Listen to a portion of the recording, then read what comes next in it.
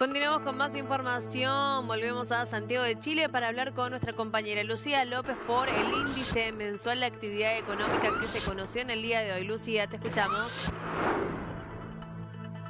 Sí, efectivamente, Magali. El IMASEC de un 4,5, que se conoció una cifra positiva, estaba en la parte más alta de las expectativas y de alguna manera marca también la reversión o como decíamos, revertir la tendencia de la bajada del enfriamiento económico que durante el año pasado vimos en el país, producto de tanto decisiones del Banco Central como de también el Ministerio de Hacienda para enfriar la economía después de un alto periodo con una inflación también por sobre lo deseado. ¿Qué había que hacer?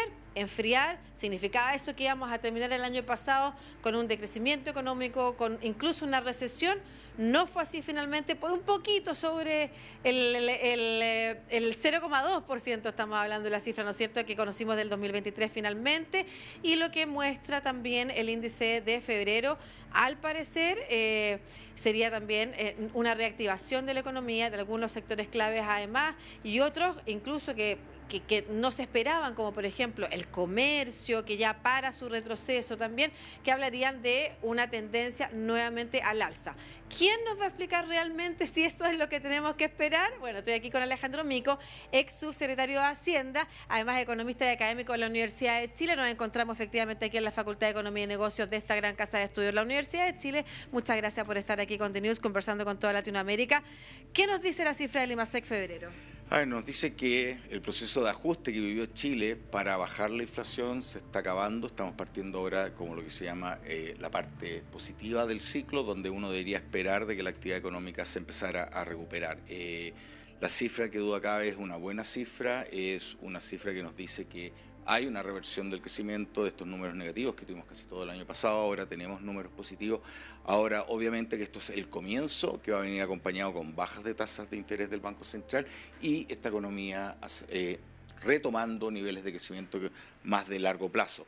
Todavía está todo el tema de cuál es el largo plazo, qué crecimiento vamos a tener. Todavía se está hablando de números 2,5, 2,7, que son bajos todavía y que es otro tema.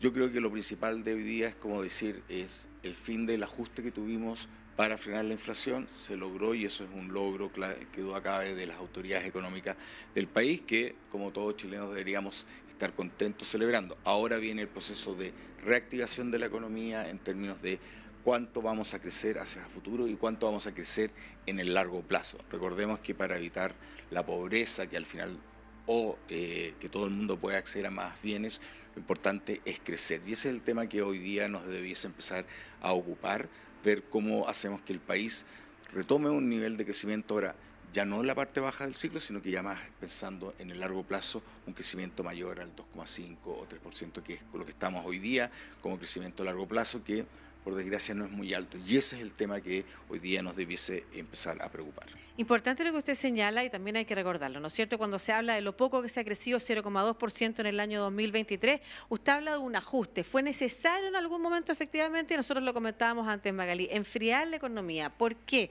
Aclaremos el proceso desde el largo plazo, desde los últimos 2, 3 años, incluso estas son cifras que nos recuerdan lo que pasaba en Chile en la prepandemia, ¿no es cierto? ¿Qué pasó durante este periodo que es necesario ha pasado por este ciclo de ajustes, como usted señala? A ver, tuvimos un exceso de gasto en algún momento. La economía chilena, recordemos, a finales de la pandemia hubiesen una inyección por parte del gobierno, de un IFE, que era un apoyo social muy grande, mucha gente dice que un poco excesivo por un lado, y por otro lado los retiros de los fondos de pensión. Eso hizo una inyección de dinero en la gente muy grande. Y si yo tengo 2 manzanas para comprar, y antes tenía 100 pesos para comprar esas 2 manzanas, valía 50 pesos cada manzana, ¿cierto? Ahora si no tengo 100 pesos, sino tengo 200 pesos, la manzana sube a 100 pesos, de 50 a 100. Y eso es un poco lo que nos pasó. ¿Cómo se hace ahora para frenar esto? Tenemos que hacer que la gente primero empiece a pensar de que la autoridad económica va a frenar esto, no va a permitir que la inflación siga subiendo. ¿Y cómo se hace eso? 2 cosas. Se dice primero, por un lado, el Banco Central sube las tasas de interés para que nos cueste más gastar, presionemos menos los precios de las manzanas, y por otro lado el gobierno también reduzca su gasto fiscal de tal forma de que el gobierno tampoco presione comprando bienes por parte del gobierno los precios. Era algo que había que hacer creo que había que hacerlo, se hizo bien, logramos frenar la inflación, que en algún momento fue algo que nos preocupó. Chile tenía hasta los 90, hasta la vuelta de la democracia, una historia de inflación muy alta, 30%, 40% anual, y que costó muchísimo bajar a los niveles de que la gente vea que la inflación tiene que ser en promedio 3% anual. Eso lo habíamos logrado después de 30 años, 40 años, y el año pasado, cuando tuvimos este salto de inflación por sobre los 10%, mucha gente empezó a decir, wow, vamos a volver a estas espirales de esta inflación que se mantiene como algo endémico. Por suerte, un buen Banco Central, un buen ministro de Hacienda lograron contraer estas presiones inflacionarias y hoy día estamos en esta situación donde, claro, no tuvimos un crecimiento el año pasado, lo cual obviamente para la gente es menos bienes y eso a nadie le gusta, ¿cierto? En términos reales. Ahora hay que ver que esto nos va a ayudar a salir ahora hacia adelante y esperemos que ahora empecemos a preocuparnos de los temas de crecimiento más de largo plazo. Todavía tenemos temas importantes en temas de educación, que hemos tenido falencias, nos ha costado mucho salir de ahí. Temas de capacitación, el mercado laboral ha ido mejorando, pero todavía tenemos cierto nivel de rezago en el tema laboral que tenemos que enfrentar para que la población al final del día esté mejor, pueda consumir más. Al final del día es el tema del consumo, es lo que a la gente le preocupa, tener salarios reales que puedan comprar más lechugas, como me venías contando tú, en Chile más que antes. Eso al final del día lo que genera el bienestar, que la gente pueda acceder a mejores servicios de educación, salud, y para eso se requieren recursos, y para eso se requiere crecer. Claro, efectivamente entonces la tendencia se frena, la de enfriar la economía, se frena, se revierte y el país empieza a crecer nuevamente con estabilidad, ya no con estas inyecciones artificiales de dinero, ¿no es cierto?, en la población que generan inflación. Un problema, además, la inflación que hemos visto en distintas partes del mundo con la pospandemia, ¿no es cierto?, pero que en particular en Latinoamérica preocupa, y a propósito de la mención de las lechugas, Magali le estaba comentando lo que está pasando en Argentina, que tenemos un informe, se puede encontrar en las redes sociales, en las plataformas digitales de DNews sobre el costo, ¿no es cierto?, de algunos bienes como la lechuga o el pan, la comparación de lo que está pasando en Argentina versus otros países. Y a propósito de eso, Alejandro, usted ha hablado de ajuste. En Argentina se usa mucho la palabra ajuste. Aquí fue necesario un ajuste para lograr el crecimiento que tenemos, habiendo reducido la inflación. Pero ¿hay diferencia entre el ajuste que se está viendo en Argentina y el que se realizó en Chile durante el año pasado? Una tremenda diferencia. ¿Y cuál es la tremenda diferencia? Cuando yo tengo inflación, la inflación tiene como dos componentes. Una que es una componente más transitoria, que lo mencionamos, en el caso de Chile fue la inyección importante de recursos por parte del fisco y los retiros de los fondos de pensiones que generan una presión en los precios muy fuerte, puntual. Esa es la parte más cíclica que vivimos en Chile, pero hay otra que es la componente más de arrastre, de tradición, que Argentina la tiene muy grande, que ese es el problema. Por lo tanto, si yo quiero frenar en Chile la inflación en este momento, antes que se volviera endémica, era mucho más fácil. ¿Por qué? Porque la gente estaba acostumbrada a inflaciones de 3%. Esto se veía como algo que fue algo circunstancial, y si las autoridades económicas rápidamente reaccionaban, frenando, subiendo las tasas, frenando el gasto, se revierte y la gente sigue creyendo que Chile va a ser una economía que va a tener una inflación del orden del 3% en el largo plazo. Y en este punto es clave la diferencia con Argentina. En Argentina es distinto. En Argentina hemos tenido partes cíclicas ahora que hicieron que la inflación subiera aún más, pero tenemos una tradición de inflación muy alta.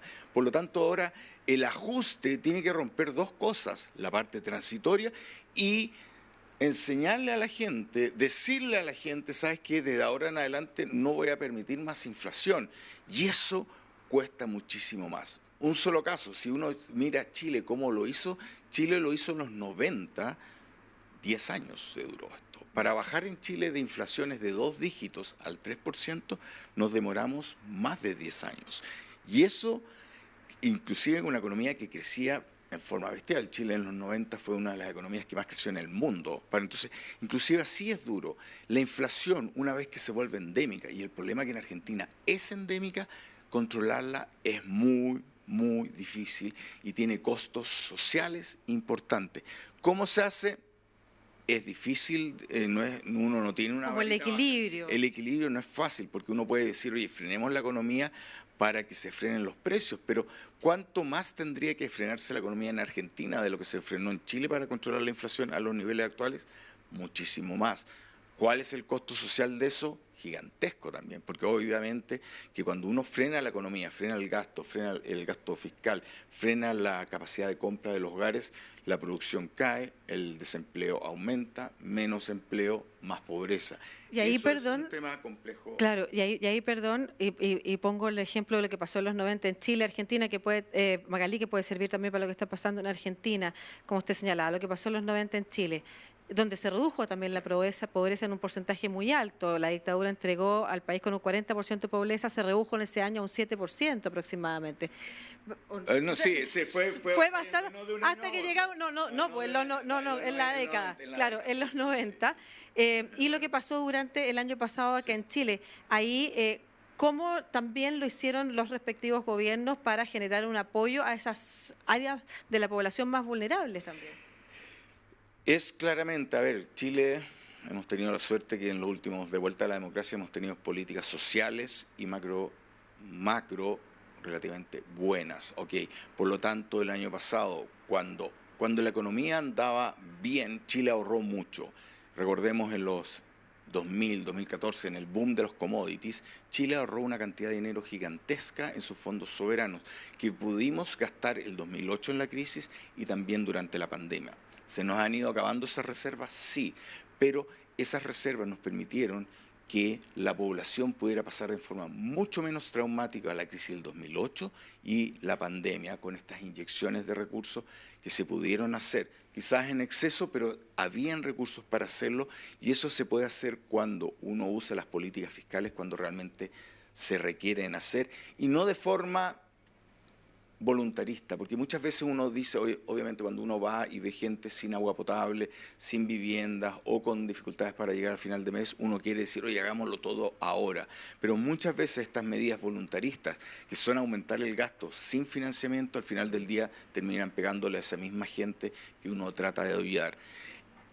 En general la economía es algo que es bien complejo, tiene muchas idas y vueltas, y hay que ser bien consciente que no siempre lo que parece bueno en el corto plazo termina siendo bueno en el largo plazo. Muchas veces algunas políticas que son difíciles de entender en un periodo de tiempo, en el presente, terminan ayudando a la población en el largo plazo. Muchas gracias, Alejandro Mico, ex subsecretario de Hacienda, además académico y economista en la Universidad de Chile, contándonos y dándonos esta explicación que puede ser tan útil para toda Latinoamérica, para lo que está pasando en Argentina, a raíz también del proceso que vivió Chile de ajuste durante el año pasado y que hoy también refleja cómo esa tendencia se revirtió, y podemos hablar de crecimiento económico incluso por sobre lo que se está esperando, o en las cifras, en la parte más alta de la tabla de lo que se está esperando de aquí, incluso hacia fin de año. Mañana entrega también el Banco Central su información sobre la reducción de la tasa de interés en línea con la reducción de la economía, con volver a crecer,